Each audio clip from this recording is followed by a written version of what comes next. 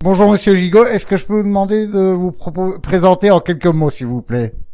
Bonjour, donc Pierre Gigot, artisan glacier, installé à Bouillon depuis 1998.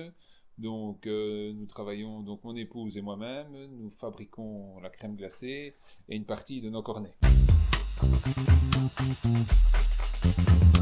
Est-ce que vous pouvez nous parler un peu de la provenance de vos produits? Oui, donc le principe ici, c'est de travailler avec des produits frais et naturels. Donc nous allons chercher le lait directement à la ferme et nous le pasteurisons donc ici à Bouillon sur place. Et de là, nous fabriquons donc la crème glacée. Donc le principe de base est de fabriquer de la glace toute fraîche. Donc c'est-à-dire qu'on turbine des petites quantités de glace au fur et à mesure de la journée, de telle manière à ce qu'elle soit toute fraîche sur le cornet du client. Maintenant, l'inconvénient, si on peut dire, c'est qu'on n'a pas toute une gamme de parfums, parce qu'il n'y a pas de conservateur ni quoi que ce soit dans la glace pour la maintenir. Donc on fait 2 à 3 parfums qu'on écoule au fur et à mesure de la journée. Et le lendemain, on recommence donc avec un produit tout à fait frais et renouvelé. Voilà.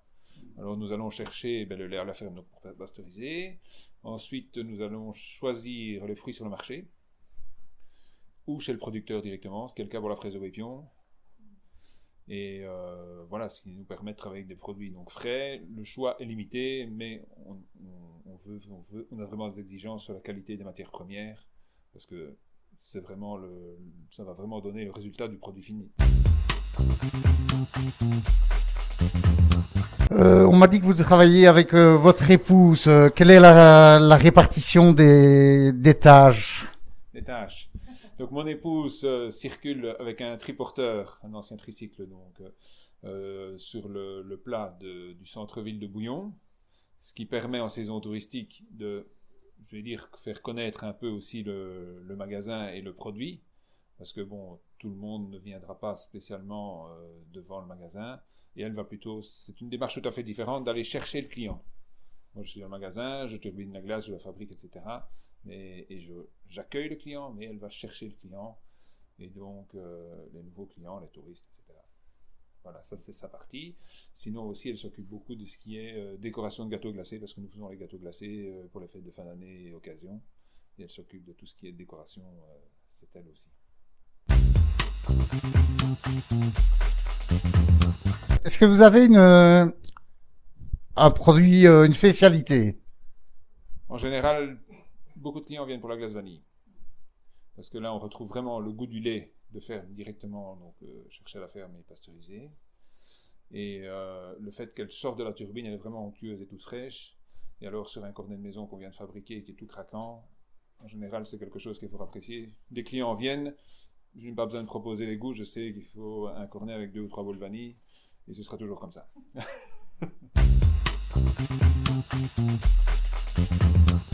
Est-ce que vous auriez une petite anecdote à nous raconter? Une anecdote? Oui. Oui, un client qui m'a demandé 10 boules sur un cornet. Qui est parti, il est monté dans sa voiture et il a conduit en mangeant son cornet 10 boules. Voilà. Et il est revenu. Par la suite, en chercher un autre.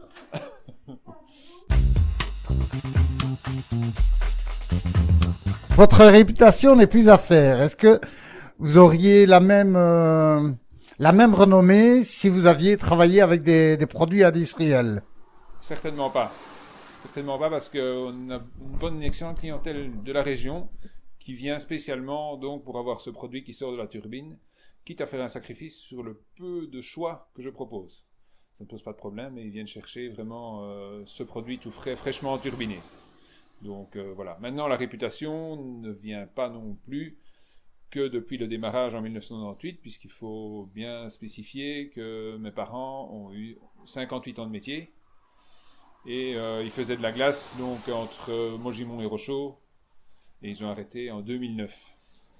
Donc jusque-là, on travaillait même chacun de notre côté, et voilà. Donc il y avait les clients les gens de la région connaissaient quand même déjà très bien la glace que l'on fabriquait, et de ce fait-là, ils sont venus à Bouillon quand mes parents ont arrêté aussi. Donc, voilà, c'est quelque chose qui était déjà établi, on va dire.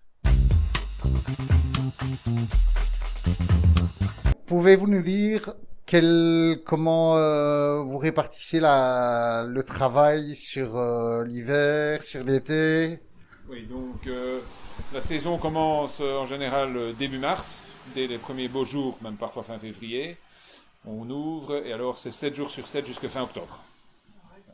En sachant que juillet-août, avec les horaires que l'on a, donc c'est jusqu'à 22 heures tous les jours, avec la pasteurisation le matin, etc., c'est 14 heures par jour, en juillet-août, tous les jours.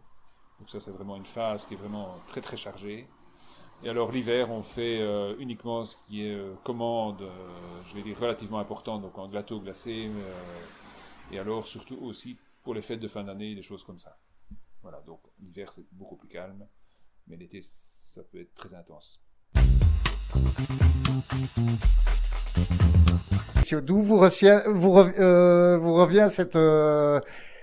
cette recette familiale? Donc la recette est effectivement familiale, donc de père en fils. Bon, au départ, était utilisé juste pour faire de la glace, je vais dire le dimanche ou voilà en tant que dessert. Et ensuite, en 1951, mon papa a commencé donc à faire des tournées en cheval et charrette à l'époque et à vendre la glace, et c'est devenu, je vais dire, son activité principale.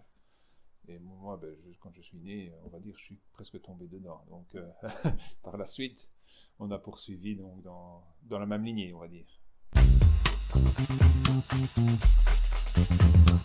Quel est le secret de votre glace? Mais disons que le lait qu'on va chercher à la ferme a vraiment toute son importance. Il faut savoir que la glace est vraiment constituée en grande majorité du lait, donc lui, vraiment, il donne toute l'importance au produit fini. Et le fait de chercher directement à la ferme et de pasteuriser donne un tout autre goût, ça c'est certain. On peut prendre n'importe quel lait, même le meilleur lait en boîte. Tout de suite, le client va se rendre compte qu'il y a vraiment quelque chose qui est tout à fait différent. Donc ça, c'est vraiment la chose vraiment où il faut faire attention à bien avoir un bon fournisseur de lait, une bonne qualité, et alors de ce fait-là, on sait avoir quelque chose, un bon produit fini, quoi. Ce qui ne se conserve pas longtemps, c'est la glace qui a été turbinée.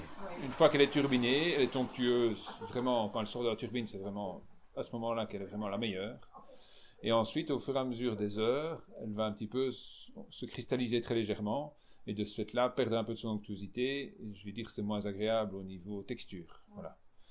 Maintenant, au niveau consommable, elle est tout à fait consommable. C'est un produit donc on peut congeler, etc.